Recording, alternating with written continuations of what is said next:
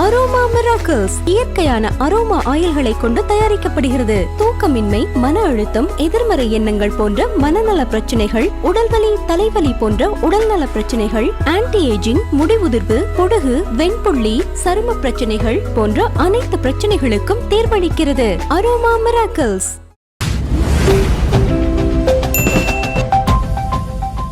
ஜனநாயகன் படத்தோட அந்த ட்ரைலர் வந்து ரிலீஸ் ஆகிருக்கு. ட்ரைலர் பார்த்துருப்பீங்க. ட்ரைலர் முதல்ல எப்படி இருந்தது சார்? விஜய் படத்தையெல்லாம் பார்த்தீங்கன்னா இப்போ என்னுடைய ரசனை கொண்டு வந்து அளவிடவும் கூடாது, பார்க்கவும் கூடாது. அந்த யதார்த்தமும் நமக்கு புரியும். பொதுவாகவே ரஜினி படமாக இருந்தாலும் சரி, டி ராஜேந்தர் படமாக இருந்தாலும் சரி, விஜய் படமாக இருந்தாலும் அஜித் படமாக இருந்தாலும் நம்ம என்னென்னா நம்ம ரசனையெல்லாம் கலட்டி வச்சுட்டு ஒரு சாதாரண ஒரு ரசிகனாக நீங்கள் பார்த்தீங்கன்னா தான் அந்த படங்களையே ரசிக்க முடியும். ஸோ அந்த அடிப்படையில் சொல்லணும் அப்படின்னா ஜனநாயகன் பார்த்திங்கன்னா ஒரு ஜனரஞ்சகமான படமாக இருக்குது. எல்லாத்துக்கும் மேலே இதெல்லாமே எதிர்பார்த்தது தானே. பாலகிருஷ்ணா நடித்த ஒரு தெலுங்கு படம். பாலகிருஷ்ணா நடிக்கிற படம்னாலே பார்த்திங்கன்னா கண்டிப்பாக அது ஒரு மசாலா படம் தான். ஸோ அந்த படத்தினுடைய தமிழ் ரீமேக் அப்படிங்கும்போது அது எந்த மாதிரி இருக்கும் அப்படின்ட்டு ஓரளவு நம்மளால் கணிக்க முடிஞ்சது. கிட்டத்தட்ட அந்த மாதிரி தான் இருக்குது. பட் அதே நேரம் விஜயனுடைய முந்தைய படங்களோடு ஒப்பிடும்போது இந்த படம் பார்த்திங்கன்னா மிக பிரம்மாண்டமாக இருக்குது. அந்த யதார்த்தத்தை நம்ம சுட்டி காட்டி தான் ஆகணும்.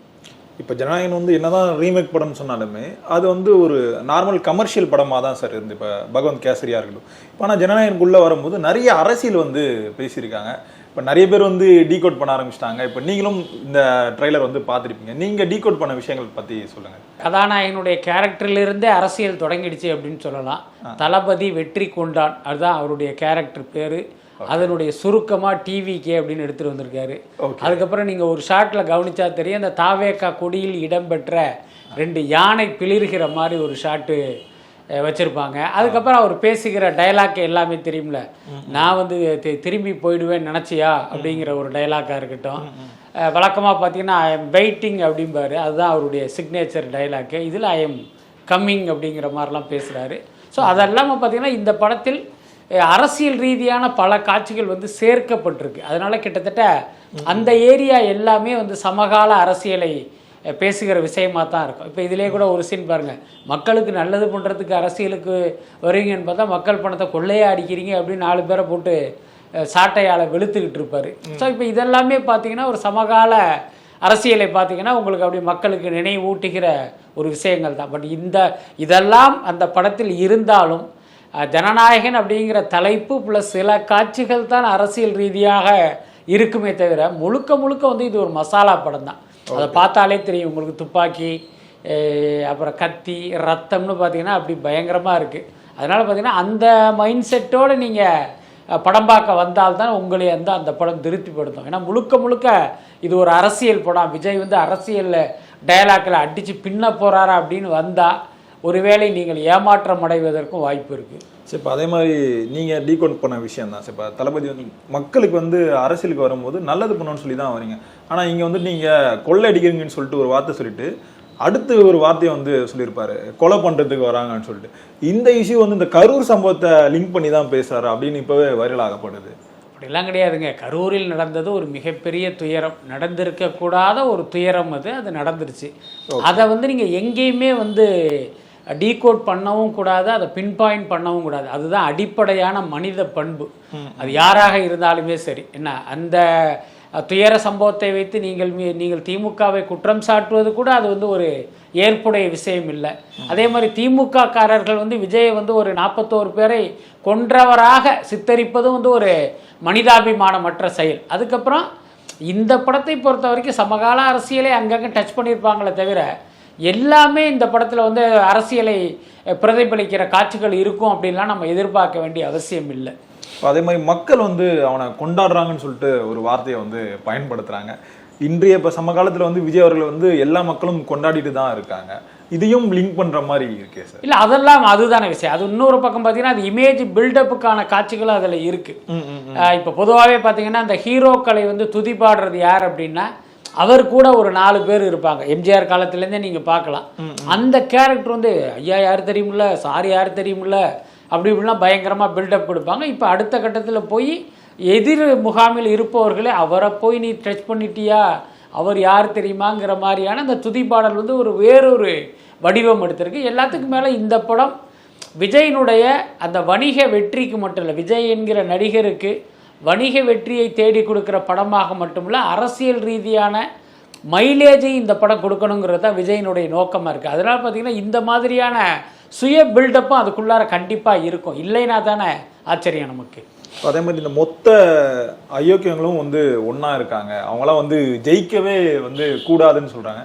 இது ஒரு பக்கம் வந்து படத்துக்காக பார்த்தாலுமே, இன்னொரு பக்கம் வந்து இப்போ இந்த சமகால அரசியல் இருக்குல்ல சார், எல்லார் பக்கமும் ஒவ்வொரு கூட்டணி வந்து வலுவாக இருக்குது, ஒவ்வொரு கூட்டணியும் வந்து 10 கட்சிகள் இருக்காங்க. இதெல்லாம் லிங்க் பண்ணி பேசுகிற மாதிரி ஃபீல் ஆகுது சார் நார்மலாக நமக்கு பார்த்தாலுமே. அதுதான் விஜயினுடைய வெற்றி. எனக்கு உண்மையிலேயே நான் அதை பார்க்கும்போது நீங்கள் என்ன கேள்வி கேட்டிங்களோ அதுதான் என் மனசில் ஓடிச்சு. பாருங்கள், அது கரெக்டாக உங்களுக்கும் அப்படி ஒரு எண்ணத்தை ஏற்படுத்தியிருக்குன்னா அந்த ட்ரெய்லரை பார்க்குற ஒவ்வொருவருக்கும் இந்த எண்ணம் தான் ஏற்பட்டிருக்கும். இப்போ நிறைய பேர் என்ன சொல்கிறாங்க தெரியுமா, விஜய்க்கு வந்து என்ன அரசியல் தெரியும், இவர் வந்து அரசியலில் வந்து என்னத்தை கிழிக்க போகிறலாம் சொல்கிறாங்க தெரியுமா. உண்மையில் விஜய் வந்து ஒரு மிகச்சிறந்த அரசியல்வாதியாக மாறி ரொம்ப காலம் ஆயிடுச்சு. அதனுடைய வெளிப்பாடு தான் இந்த வசனங்கள் எல்லாமே. நீங்கள் பாருங்கள், இப்படி ஒரு வசனம் வந்து நீங்கள் போய் படத்தில் போய் பார்த்தீங்கன்னா அந்த படத்தில் அந்த காட்சிக்கும் அந்த கதாபாத்திரங்கள் குறித்த ஒரு விஷயமாக தான் கண்டிப்பாக இருக்கும். ஆனால் அந்த ட்ரெய்லரில் அதை நீங்கள் தனித்து பார்க்கும்போது பார்த்தீங்கன்னா நமக்கு வேறொரு அர்த்தத்தை கொடுக்குது பார்த்தீங்களா. அப்போ இப்படி ஒரு அர்த்தத்தை கொடுக்கணுங்கிறதுனாலே அந்த மாதிரியான வசனங்களை வந்து வச்சுருப்பாங்க அப்படின்ட்டு தான் நான் நினைக்கிறேன். இது எல்லாமே விஜயினுடைய யோசனையில் கூட எழுதப்பட்ட வசனமாக கூட இருக்கலாம். ஸோ இது எல்லாமே வந்து ஒரு பக்கம் தாவேகாவுக்கு வந்து ஒரு பிரச்சாரத்துக்கு வலு சேர்க்கிற படமாகவும் இது இருக்கும். அப்படிதான் இதை பார்க்கும்போது எனக்கு தோணுது. ஆக்சுவலாக இது நம்மளை பொறுத்த வரைக்கும் ஒரு படமாக இருக்கும், ஆனால் இது டிவிக்கே தோன்றிருக்கலாம், இது வந்து ஒரு பாடமாக இருக்கும். இதை வச்சுட்டு தான் நீங்கள் அடுத்து வந்து இந்த எலெக்ஷனுக்கு வந்து ப்ரொமோட் பண்ணும் அந்த மாதிரி போகிறாங்க. இன்னொரு பக்கம் வந்து இந்த பெண்கள் ஓட்ட ஆல்ரெடி தாவேக்காக்கு வந்து அதிகமாக இருக்குது. இதுக்காகவே இந்த படத்தை வந்து கையில் எடுத்ததாக வந்து சொல்கிறாங்களே சார். இப்போ நம்ம விஜயை வந்து புலியாக வளர்க்கணும் வந்து சொல்கிறாரு மமிதா பைஜுவை. அவர் பயத்துக்கு பின்னாடி ஒரு விஷயம் இருக்குது, அதை நம்ம கண்டுபிடிச்சி அந்த நாட்டையே வந்து காப்பாற்றிட்டுலாம் வந்து சொல்கிறாரு. அதே மாதிரி இந்த ஓமுன்னு சொல்லிட்டு ஒரு வார்த்தை பயன்படுத்துகிறாங்க, அதுதான் படத்தில் வந்து ஒரு பெரிய டர்னிங் பாயிண்டாக இருக்குன்னு வந்து சொல்லப்படுது சார். அதாவது இந்த பகவந்த் கேசரி கதையை வந்து விஜய் செலக்ட் பண்ணும்போது நான் நினச்ச காரணம் என்ன அப்படின்னா, நம்ம நடிக்கிற கடைசி படம் எந்த வகையிலையும் தோற்றுறக்கூடாது. அப்போ அது வந்து ஒரு கமர்ஷியல் படமாக இருக்கணும், தர லோக்கலாக இருக்கணும். அப்போ தான் ஏபிசி இன்னும் என்னென்ன சென்டர் இருக்கோ எல்லாத்துலேயுமே இந்த படம் பட்டையை கலப்போம் அப்படிங்கிற கால்குலேஷனில் தான் பாலகிருஷ்ணா நடித்த ஒரு மசாலா படத்தை வந்து இவர் சூஸ் பண்ணி தன்னுடைய கடைசி படமாக செலக்ட் பண்ணியிருக்காரு அப்படின்னு நான் நினச்சேன்.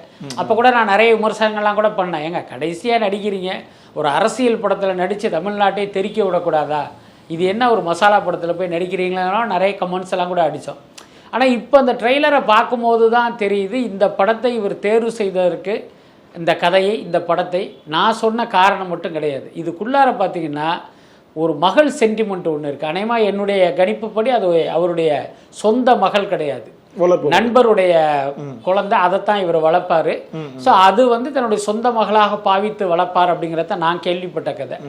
அப்போ இதை பார்க்கும்போது, இந்த அப்பா மகள் சென்டிமெண்ட்டை பார்க்கும்போது பெண்கள் சைடில் வந்து ஒரு பெரிய பேராதரவை வந்து அது கொடுக்கும். அது தன்னுடைய அரசியலுக்கு உதவி பண்ணணும் அப்படிங்கிற கால்குலேஷனில் தான் இந்த கதையை அவர் செலக்ட் பண்ணியிருப்பாருன்னு நினைக்கிறேன்.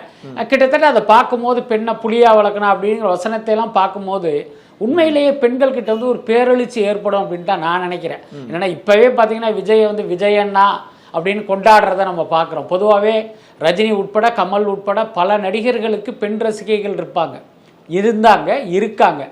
அவங்க எல்லாமே பார்த்தீங்கன்னா அந்த வயசில் அந்த ஹீரோக்களை வந்து ஒரு கனவு நாயகனாக தான் பார்ப்பாங்க, ஒரு ட்ரீம் ஹீரோவாக தான் அவங்க கண்களுக்கே தெரியும். ஆனால் விஜயை தான் எனக்கு தெரிந்து பல பெண்கள் வந்து அண்ணனாவும் தம்பியாகவும் பார்க்குறாங்க. அது வந்து ஒரு மிகப்பெரிய ஆச்சரியமான ஒரு விஷயம். ஸோ அந்த உணர்வை வந்து இன்னும் ஒரு தட்டி எழுப்புகிற விஷயமா இந்த மமிதா பைஜு விஜய் சம்மந்தப்பட்ட காட்சிகள் இருக்கும். ஸோ அதுலேயும் பார்த்தீங்கன்னா விஜயினுடைய கால்குலேஷன் வந்து மிகப்பெரிய அளவில் ஒர்க் அவுட் ஆகிருக்குன்னு தான் நினைக்கிறேன். இப்போ அதே மாதிரி நீ பொழைச்சி ஓடி போயிடுன்னு வந்து சொல்கிறாங்க, அதெல்லாம் இதுக்கப்புறம் வாய்ப்பே இல்லை, இறங்கி பண்ணுறதுன்னு அப்படின்ற மாதிரி ஒரு சில டைலாக் வந்து பேசுகிறாரு. அது மட்டும் இல்லை, அந்த ரோபோட்லாம் வந்து இருக்கே சார், நம்ம என்னதான் பகவந்த் கேசரி படம் பார்த்தாலும் அதெல்லாம் இதில் வந்து இல்லை. எக்ஸாம்பிள்ஸ்லாம் அந்த கதையை மட்டும் எடுத்துகிட்டு இவங்க ஒரு செம்மையாக ஒன்று பண்ணுறதா நமக்கு தெரியுது சார். ஆமாம், ஆக்சுவலி நான் கேள்விப்பட்டது என்ன அப்படின்னா, அந்த படத்தினுடைய ஓப்பனிங்கில் மாற்றிருக்காங்க. ஓகே. அப்புறம் வந்து இன்ட்ரோல் பிளாக்ல ஒரு சேஞ்சஸ் பண்ணியிருக்காங்க. அப்புறம் அந்த கிளைமாக்ஸ் லீடு இருக்குல்ல, ப்ரீ கிளைமாக்ஸ், அங்கே வந்து சில மாற்றங்கள் பண்ணியிருக்காங்க அப்படிங்கிறது தான் நமக்கு கிடைத்த தகவல். பட் அதே நேரம் பார்த்தீங்கன்னா மேக்கிங்கில் வந்து ஒரு டைரக்டருடைய டச் இருக்கும்ல. இப்போ ஹெச் வினோத்துக்கு பொறுத்த வரைக்கும் விஜய் படம் அதை வந்து நம்ம ஒரு வெற்றி படமாக கொடுக்கணுங்கிறது மட்டும் அவருடைய டாஸ்க்கு கிடையாது. ஏன்னா இதுதான் விஜயனுடைய கடைசி படம் அப்படிங்கும்போது முந்தைய வெற்றிகளை எல்லாம் வந்து மிஞ்சுகிற அளவுக்கான ஒரு வெற்றி படத்தை இது கொடுக்கணும். அப்போ எல்லா தரப்பினரையுமே நீங்கள் தியேட்டருக்கு கூட்டிகிட்டு வர்ற அளவுக்கு இந்த படத்தில் விஷயங்கள் இருக்கணும். ஸோ அந்த மாதிரி விஷயங்களாக அவர் பார்த்து பார்த்து செஞ்சு தான் இப்போ நீங்கள் குறிப்பிட்ட இந்த ரோபோலாம் கொண்டு வந்திருப்பாருன்னு நினைக்கிறேன். அது நமக்கு காமெடியாக இருந்தாலும் நீங்கள் ஒரு குழந்தைகள் படத்துக்கு வரும்போது பார்த்தீங்கன்னா அவங்களை ஒரு குதூகலப்படுத்துகிற விஷயமா இருக்கும். இப்போ இன்னொன்று வந்து படத்தில் வந்து நம்ம மதன் கௌரி வந்து ஒரு சின்ன போர்ஷன் வந்து வருது. அது மட்டும் இல்லாமல் அருண்ராஜ் ஐஆர்எஸ் வந்து விஜய் சார் கூட வந்து நடந்து வராரு. இதெல்லாம் பார்க்கும்போது ஏதோ பெருசாக சம்பவம் இருக்குன்றது மாதிரி நமக்கே தெரியுதே சார். எங்க ஒரு மதன் கௌரியும் அருண்ராஜும் ஒரு காட்சியில் வர்றதுனால படத்தில் சம்பவம் இருக்கும் அப்படிங்கிறதுலாம் ஒரு காமெடியான எதிர்பார்ப்பு. விஜய் இருக்கார் அப்படிங்கிறது தான் அதில் உள்ள விஷயம். எல்லாத்துக்கும் மேலே இந்த படத்தில் யார் நடித்தாலும் மக்களுடைய ஃபோக்கஸ் அப்படிங்கிறது விஜய் மேலே தானே இருக்க போகுது. அதனால் விஜய் தான் ஹீரோ. அவர் பேசுகிற வசனம் தான் அவருடைய ரசிகர்களுக்கு வேத வாக்கு. அவருடைய நடிப்பு தான் அவருடைய ரசிகர்களுக்கு நீங்கள் சொல்கிற மாதிரி சம்பவம் செய்வதாக அர்த்தம். மற்றபடி எல்லாமே ஒரு சின்ன சின்ன அட்ராக்ஷன் தான். அது வந்து ஒரு பெரிய இம்பாக்டை ஏற்படுத்துமா அப்படிங்கிறது எனக்கு தெரியல. ரொம்ப வெளிப்படையாக சொல்ல போனால் அந்த அருண்ராஜ் என்பவருடைய பெயரும் உருவமை இப்போ தான் நமக்கே கொஞ்சம் கொஞ்சம் பரிச்சயம் ஆகிட்டு இருக்கு. அப்படி இருக்கும்போது பாமர மக்களுக்கெல்லாம் அவர் தெரிவதற்கே வாய்ப்பு இல்லை. ஒருவேளை படத்தில் ஏதாவது அவருக்கு முக்கியத்துவம் கொடுத்துருக்காங்களா என்ன அப்படிங்கிறது தெரியல நமக்கு. இப்போ அதே மாதிரி எச் வினோத் வந்து சொல்லியிருப்பார் சார். இப்போ இந்த ஆடியோ லான்ச்சில் வந்து படம் வந்து ரீமேக்னு சொல்கிறாங்க, டியூரேஷன் வந்து அதிகமாக இருக்குன்னு சொல்கிறாங்க. இந்த டைமில் உள்ள பூந்து அடிச்சலான்னு மட்டும் நினச்சிடாதீங்க, இது வந்து தளபதியோட படம், அதுக்கேற்ற மாதிரி இந்த ட்ரெய்லர் வந்திருக்கு, கரெக்டாக இருக்குமா சார் அவர் சொன்னதுக்கு ஏற்ற மாதிரி? இது ரசிகர்களுக்கான படம் அப்படிங்கும்போது அவர்களுக்கு இந்த படம் நிச்சயமாக ஒரு கொண்டாட்ட மனநிலையை ஏற்படுத்தியிருக்கும். இன்னும் சொல்லப்போனால் இதை பார்த்து இதை வந்து ஒவ்வொரு ரசிகரும் இந்நேரம் ஒரு 10 தடவை 20 தடவை பார்த்து இந்த ஒவ்வொரு ஷாட்டையுமே மனப்பாடம் பண்ண ஆரம்பிச்சிருப்பாங்க. ஸோ இது அவர்களுக்கான படம், அவர்களுக்கு பிடிச்சிருக்கா இல்லையா அப்படிங்கிறது தானே முக்கியமான விஷயம். அந்த அடிப்படையில் விஜய் ரசிகர்களுக்கு இது நிச்சயமாக பிடிக்கும், அதில் மாற்றமே இல்லை. அதுக்கப்புறம் இந்த காமன் ஆடியன்ஸு அவங்கள பொறுத்த வரைக்கும் ஒரு குடும்பத்தோட திரையரங்குக்கு வந்து என்ஜாய் பண்ணுகிறதற்கான ஒரு படமாக இது இருக்கும். அதற்கான அறிகுறிகள் எல்லாமே இந்த ட்ரெய்லரில் இருக்குது, அதில் எந்த மாற்றமே இல்லை. இப்போ அதே மாதிரி இந்த கரூர் துயர சம்பவம் நடக்கும்போது விஜய் அவர்கள் வந்து ஷூட்டிங்லாம் பண்ணாருன்னு சொல்லிட்டு பஸ் மேலே வச்சு சொல்லிட்டு ஒரு செய்தி வந்து பரவலாக போயிட்டு இருந்து சார். இப்போ அதுக்கேற்ற மாதிரி இந்த ட்ரெய்லர்லேயும் ஒரு சின்ன சீன் வந்து வருது. இது ரெண்டுமே மேட்ச் ஆகிற மாதிரி தானே சார் நமக்கும் தெரியுது. அதாவது நீங்கள் நல்லா யோசிச்சு பாருங்க, அங்கே வந்து அதை ஷூட் பண்ணது படத்துக்காகலாம் சொன்னாங்க. அது வந்து ஒரு அவதூறு பிரச்சாரம். இதில் பார்த்தீங்கன்னா சிஜி ஒர்க் பண்ணியிருக்காங்க. ஒரு சிஜி ஒர்க்குக்கும் ஒரு ரியலாக எடுத்ததுக்கும் வந்து வித்தியாசம் தெரியாத அளவுக்கு நம்மளாம் முட்டாள்கள் இல்லை. அதே நேரம் சில முட்டாள்கள் இங்கே இருக்காங்க. அதனால தான் இப்படிப்பட்ட அவதூறுகளை அவர்களால் பரப்ப முடிந்தது.